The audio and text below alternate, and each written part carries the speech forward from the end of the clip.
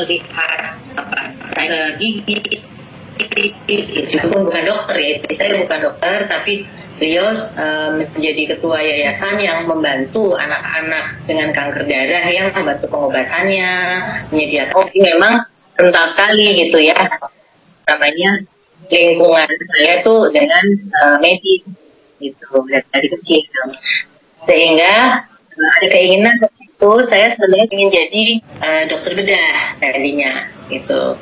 Nah kemudian ketika itu dari waktu saya SD itu ya, SD, SMP, sempat terus saya kemudian dengan Bu Dewi ya, saya itu bidang itu berarti saya tarik selama itu bernikah, jadi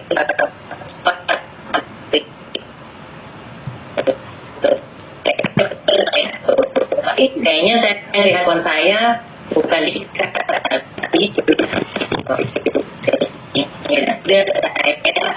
masuk di dokter. Jadi tahun 2019 saya masuk di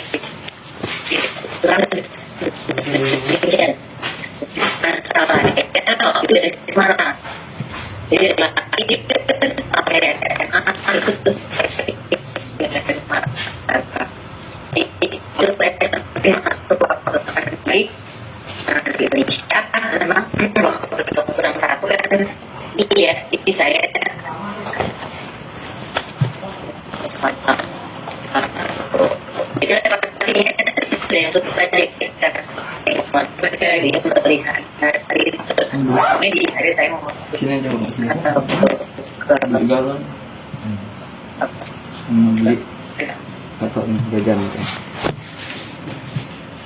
Baik Ibu, terima kasih.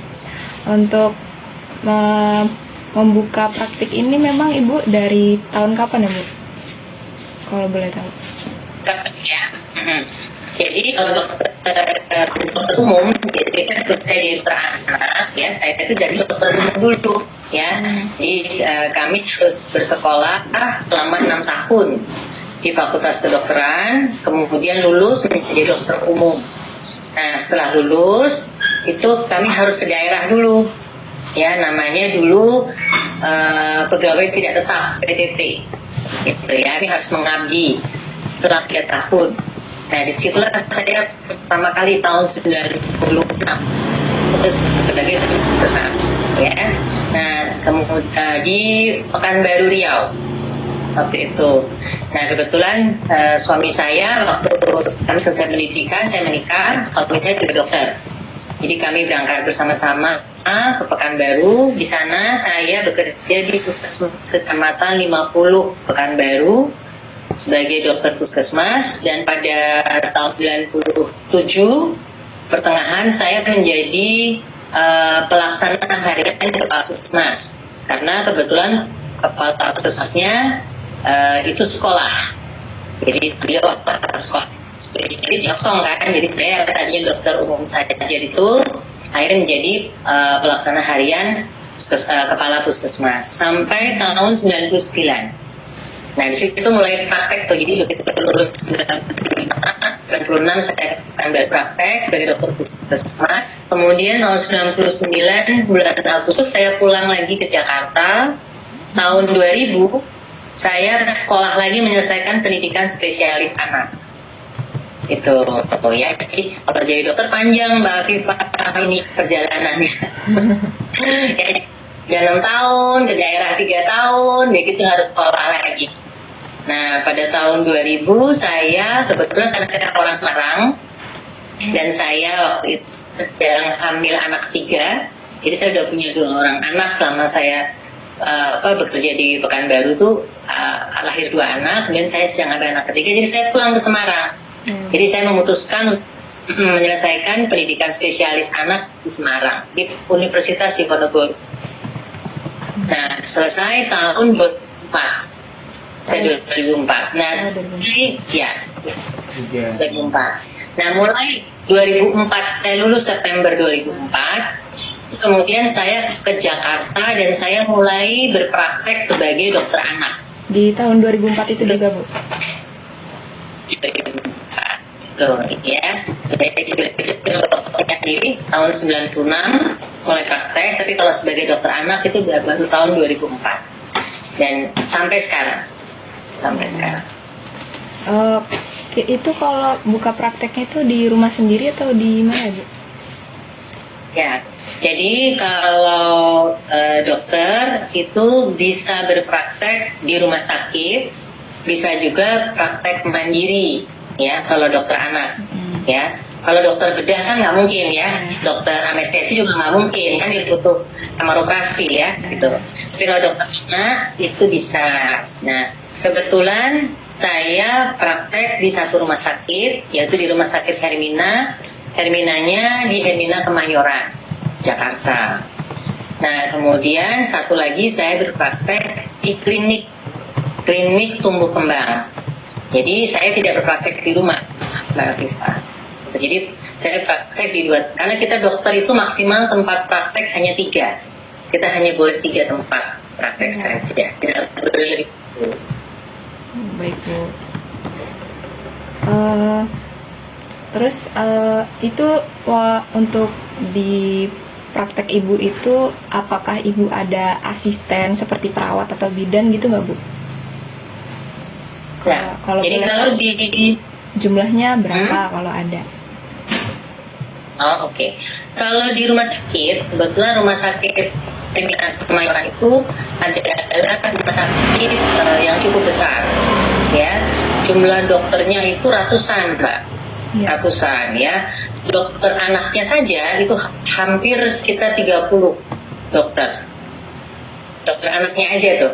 Saya salah satunya. Banyak ya. Perawatnya banyak. Perawatnya lebih banyak dari itu pasti. Nah, kalau kita berpraktek gitu ya, misalnya saya berpraktek pada hari-hari tertentu gitu ya. Hari misalnya Selasa, Kamis, gitu. Nah, pada saat saya praktek tentu saya tidak didampingi oleh perawat. Ya karena perawat itu kan tugasnya dari mulai pasien datang ya kan, kemudian dia bertanyakan identitasnya sesuai atau tidak, ya kan, kemudian melakukan anamnesa itu kayak tanya jawab singkat, sakit apa yang sakit namanya siapa, keluhannya apa, sudah berapa lama gitu kan. Kemudian kalau pasien anak itu harus ditimbang beratnya, diukur panjang badan atau tinggi badannya, kemudian dilakukan ukuran lingkar kepala kepada anak-anak. Itu harus ya. Setelah itu pasien menunggu perawat masuk ke dalam ruangan klinik saya memberitahu pasien sudah datang. Nah, pada saat pasien masuk ke dalam ruangan, saya periksa, perawat mendampingi saya. Gitu. Nanti perawat akan membantu. Misalnya, pasien ini mau imunisasi. Misalnya, nanti perawat membantu untuk menyediakan vaksinnya. Gitu. Atau misalnya pasien ini mau saya periksa, perawat akan membantu menemani pada saat saya periksa. Membukakan bajunya, misalnya menyediakan sebagai peralatan yang memang saya butuhkan. Jadi perawat ini adalah sebagai mitra saya pada saat saya bekerja di klinik Pak Mudah pada saat saya melakukan pemeriksaan gitu. Nah, kalau di klinik itu di rumah sakit ya Pak ya. Tapi klinik ini ada berbeda karena ini adalah klinik tumbuh kembang. Klinik tumbuh kembang ini bukan untuk anak sakit, tapi untuk memeriksa apakah pasien atau anak itu ada kelainan atau gangguan pertumbuhan dan perkembangan. Nah, pertumbuhan itu misalnya berat badannya kurang, atau tingginya kurang, atau pendek, anaknya nggak mau makan, gitu. Anaknya misalnya gizinya nggak bagus, itu pertumbuhan. Kemudian gangguan perkembangan itu misalnya anaknya udah umur 2 tahun tapi belum bisa bicara, atau misalnya udah 2 tahun tapi belum jalan. Jadi kemampuan perkembangannya tidak sesuai dengan umur seharusnya. Nah, kalau di klinik tumbuh kembang itu biasanya ada juga perawatnya, dan perawat ini membantu untuk pada saat dokter melakukan namanya observasi. Ya, kalau di klinik rumah sakit tadi kan periksa anak sakit, imunisasi gitu kan ya. Iya. Nah, kalau di klinik tumbuh kembang, saya tidak melakukan pemeriksaan sakit, tidak melakukan suntik imunisasi, enggak. Tapi saya mengobservasi, melihat anak ini ada gangguan nggak perkembangannya. Kok dia belum ngomong, kenapa? Nah, biasanya kita periksanya agak lama kalau di klinik tumbuh kembang. Satu pasien biasanya 1 jam. Gitu. Ya, jadi agak berbeda. Yeah. Nanti ternyata dari hasil pemeriksaannya, oh ternyata anak ini terlambat bicara. Oh ternyata anak ini ada misalnya kerusakan otak. Oh anak ini ternyata ada sindroma tertentu, misalnya sindroma Down. Gitu. Nah, itu dari situ kemudian di klinik itu juga akan dilakukan terapi. Terapinya bisa fisioterapi untuk latihan jalan kalau dia belum jalan. Terapinya terapi bicara kalau dia belum bicara. Jadi itu dua tempat yang berbeda, Mbak. Untuk terapi itu biasanya dilakukan langsung atau ada jadwal tertentu gitu, Bu? Ya, jadi kalau di klinik tumbuh kembang tadi, kami dokter itu ada namanya tim ya, tim dokter. Itu saya, dokter anak, dan ada spesialis kedokteran fisik dan rehabilitasi. Jadi kita 2 dokter ya, itu melakukan observasi, kemudian sudah ketemu nih kelainannya apa. Setelah itu dilakukan terapi di klinik. Nah, terapi ini yang melakukan adalah terapis. Ya, terapis. Jadi bukan dokter, tapi terapis. Ada terapi fisioterapis untuk kelainan-kelainan otot ya, otot-otot. Ada terapis bicara untuk ngajarin bicara. Ada terapis okupasi untuk melatih kemampuan motorik halus. Anaknya misalnya harus pegang pensil, udah mulai coret-coret gitu ya. Itu kan namanya motorik halus. Nah, terapi ini dilakukan dengan jadwal, Mbak. Jadi, misalnya udah selesai diperiksa, nanti bikin jadwal, mulai terapi besok pagi, seminggu 3 kali, gitu. Sebulan berarti 12 kali, gitu, misalnya. Jadi itu berkelanjutan ya, Bu? Ya, betul. Jadi, biasanya kalau di klinik tumbuh kembang tempat saya bekerja, kita melakukan terapi itu 4 bulan dulu. Jadi 1 bulannya misalnya 12 kali, maka kali 4, berarti 48 kali gitu kan. Nah setelah 4 bulan, nanti saya lihat lagi, namanya evaluasi. Yang tadinya belum bisa jalan, targetnya harusnya sudah bisa jalan nih. Nah pas 4 bulan dicek, sudah jalan belum ya? Oh belum, kenapa? Gitu. Jadi ada jangka waktu tertentu dengan rencana program tertentu. Nah, tapi ada juga evaluasinya. Evaluasi itu yang akan menindaklanjuti terapi yang diberikan sudah tepat belum? Kenapa kok belum tepat? Atau kalau sudah tepat, masa berikutnya apa lagi? Jadi memang berkesinambungan karena namanya anak itu berkembang, ya. Anak itu kan terus bertambah pintar kan? Beda dengan orang dewasa. Kalau anak tentunya umur 1 tahun belum bisa jalan, umur 1,5 tahun dia jalan. Tahun baru ngomong mama papa, umur 2 tahun udah ngomong, misalnya bikin kalimat, aku bobo, mau makan, terus sampai lama kan makin pintar kan. Jadi pasti harus berkesinambungan. Oke, sebenarnya cukup untuk itunya. Kemudian kita balik lagi ya Bu, itu sebelum Ibu membuka praktik itu, pertama kali Ibu membuka praktik, cara Ibu mengenalkan kepada masyarakat atau orang-orang sekitar itu gimana Bu, kalau Ibu ini adalah seorang dokter gitu? Oh ya, jadi kalau kita dokter, kalau kita berpraktek ya, Ini kalau pada waktu saya di puskesmas ya, puskesmas tentu saya harus terdaftar di Kementerian Kesehatan, ya kan, dapat namanya surat tanda registrasi bahwa benar Risma Wardani ini adalah kebetulan dari tahun 95 ada ijazahnya. Nah, kemudian karena ini saya harus mengabdi ke puskesmas, saya tugas.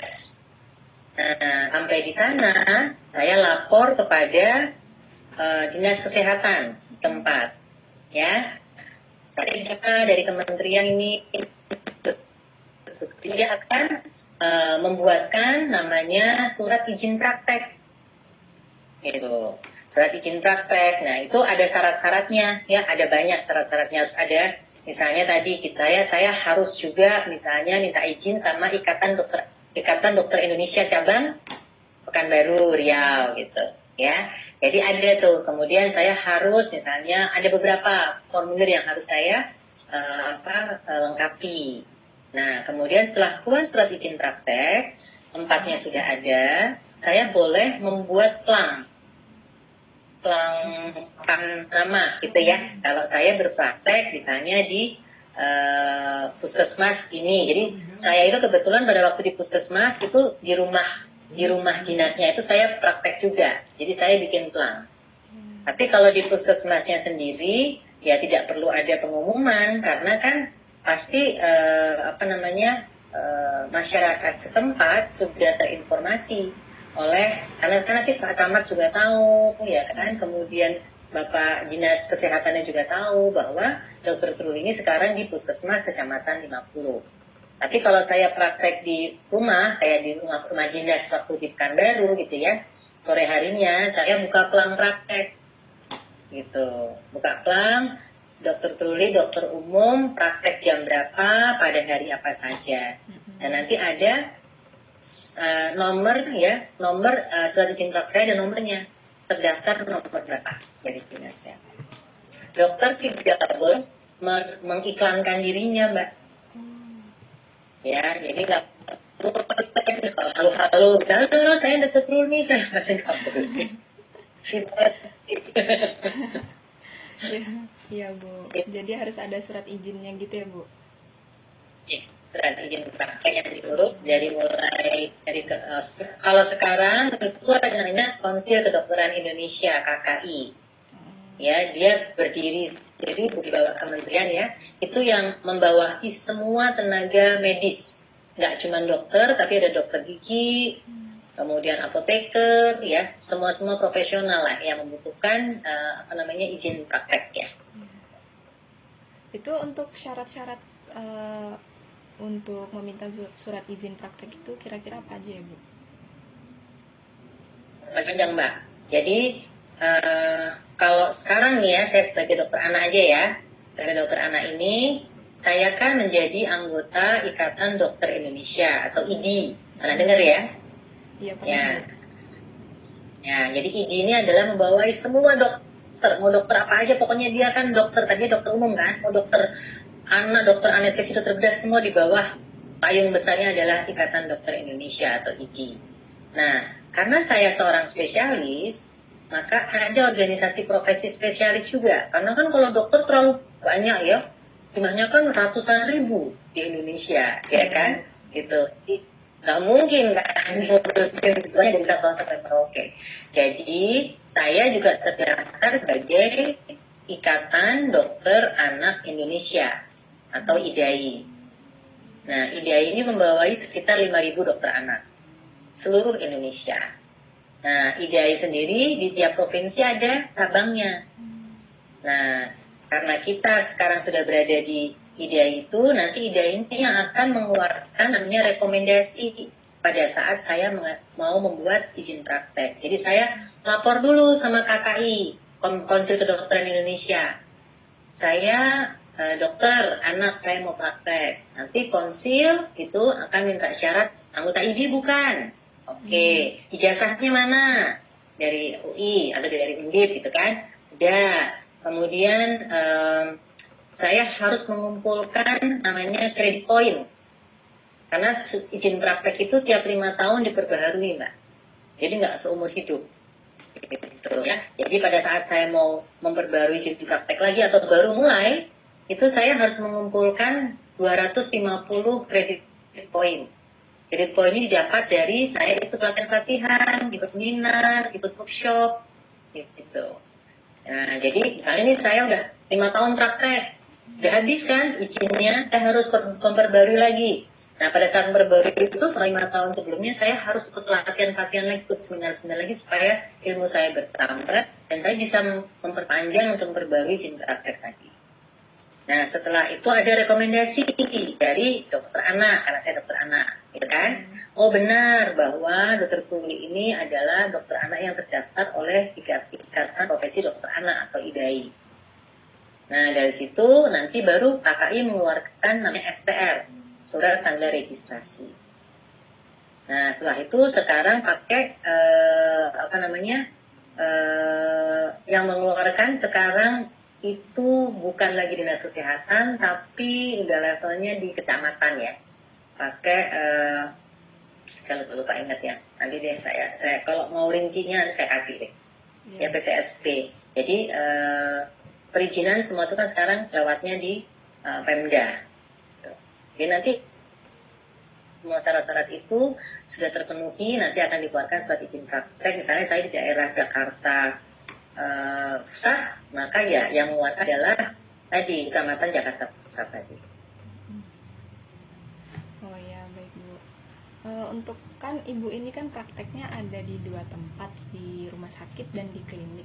Terus itu ketika Ibu membuka praktek di situ, apakah Ibu ada mengeluarkan modal sendiri atau memang pure semuanya itu dibayarkan dari instansinya tersebut, Bu? Ya, jadi kalau bekerja di rumah sakit ya, itu saya sebagai dokter namanya dokter part-timer. Gitu. Jadi saya cuma berpraktek beberapa jam dalam 1 minggu. Gitu ya. Jadi praktek saya misalnya dalam 1 minggu 3 kali nih. Misalnya Senin, Rabu, Jumat. Atau Selasa, Kamis, Sabtu 2 jam. Misalnya jam 10 sampai jam 12 gitu ya. Nah, saya mendapatkan bayaran atau jasanya, pembayaran dari jasa saya itu sebanyak pasien yang saya periksa. Jadi saya tidak membawa modal apa-apa, ya saya bawa modal diri saya dengan surat izin praktek tadi. Saya dikasih ruangan di rumah sakit, dikasih jam di rumah sakit gitu ya. Oh, Dr. Truli bisa praktek nih setiap Selasa sama Kamis jam 10 sampai jam 12 di kamar nomor 340 gitu. Nah, jadi setiap Selasa sama Kamis saya praktek, saya tidak membayar apa-apa. Tapi pada saat saya periksa pasien, rumah sakit akan menarik biaya dari pasien, ya. Nah, misalnya hari ini saya punya pasien 5, misalnya gitu ya. Nah, satu pasien misalnya 200.000, misal, ya kan? Maka saya akan mendapatkan 5 kali 200.000, tetapi ada pemotongan bagian rumah sakit. Namanya administrasi. Gitu. Jadi misalnya rumah sakit menarik 25.000 tiap pasien. Jadi pasien bayar 200.000, tapi yang kembali ke saya hanya 175. 25.000-nya untuk rumah sakit. Gitu. Nah, kalau saya pasiennya ada 100, ya bawa duit banyak. Tapi kalau pasien saya cuma 1, ya duitnya cuma 175.000. Atau misalnya saya lagi cuti nih, nggak mau praktek, ya saya nggak dapat duit. Gitu. Itu karena saya bekerja sebagai part-time. Oh, begitu. Jadi nggak ada gaji tetap gitu ya, Bu? Ada nggak? Kalau kita sebagai dokter praktek part-timer di rumah sakit ya. Gitu. Karena ada juga dokter yang full-time. Kalau full-time tuh kayak jam kantor, dia digaji. Nah, tapi kalau di klinik RHE, itu saya mendapatkan sistem gaji. Jadi berapapun pasien yang saya periksa, gitu. Tapi kita sudah sepakat ya, saya hanya berpraktek di RHI itu sekarang cuma 2 kali seminggu. Nah, kemudian 1 kali praktek itu sekitar 2 sampai 3 jam, gitu ya. Jadi 3 jam kali 2 hari dalam 1 minggu, kali 4 dalam 1 bulan, saya digaji sejumlah uang sekian gitu setiap. Jadi saya nggak mengeluarkan biaya apapun. Walaupun biaya obat gitu Bu, Ibu nggak mengeluarkan sepeser pun berarti ya Bu? Iya, karena obat itu yang menyediakan rumah sakit. Saya tidak menyediakan obat. Saya tidak boleh membawa obat. Jadi kalau saya praktek di rumah sakit, saya tidak boleh membawa obat, Mbak. Tapi kalau saya praktek pribadi di rumah, saya harus menyediakan obat. Saya harus bawa modal. Ya kan? Dan saya praktek di rumah, saya harus bikin tempatnya, ruangannya, kan saya keluar duit. Saya harus gaji perawat di situ, gitu kan. Jadi kalau saya praktek sendiri.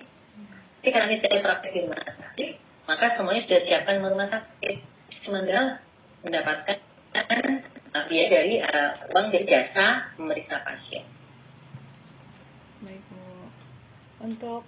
Kalau untuk pasien dari rumah sakit ataupun klinik itu, kisaran umur untuk pasien itu sendiri dari umur berapa Bu sampai umur berapa gitu, ada nggak Bu?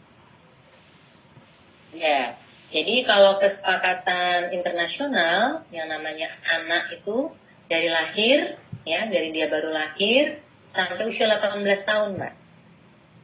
Gitu. Ya, jadi kalau datang umur 15 tahun ya masih anak, gitu. 17 tahun masih anak sampai 18. Kalau yang di dokter umumnya itu ada nggak Bu kisaran umur? Kalau dokter umum itu nggak ada, lebih bebas lagi karena dokter umum kan dari mulai anak sampai dewasa sampai tua ya. Ya. Tetapi memang potensi dokter umum kan lebih rendah, ya dia lebih superficial ya, karena kan dia belum spesialistik gitu. Ya. Jadi kasus-kasusnya memang segala umur gitu ya, tetapi kasus-kasusnya adalah kasus-kasus yang lebih ringan. Oke Bu. Kalau untuk penyakitnya sendiri, misalkan di dokter umum ini ada, kalau dokter umum itu kan mencakup umum ya Bu, semua penyakit gitu kan. Kalau misalkan kalau di yang praktik dokter anak ini, apakah ada batasan-batasan kayak penyakit apa? Jadi kalau misalkan si pasien ini punya penyakit tertentu yang memang kalau memang nggak ada ininya dilempar ke klinik lain atau ke ini lain, praktik lain gitu Bu. Oh ya, jadi di saya ini kan dokter rumah sakit ya, di rumah sakit itu saya dokter anak ya. Jadi sekarang ini dokter anak itu ada subspesialisnya lagi Mbak Rifa. Ya, jadi udah dokter umum ya kan, dokter umum di sekolah ambil dokter spesialis anak gitu kan. Dan dokter spesialis anak itu bisa sekolah lagi menjadi dokter subspesialis. Jadi pasien anak tapi kelainannya bisa kelainan paru-paru, kelainan ginjal, kelainan saraf gitu ya, kelainan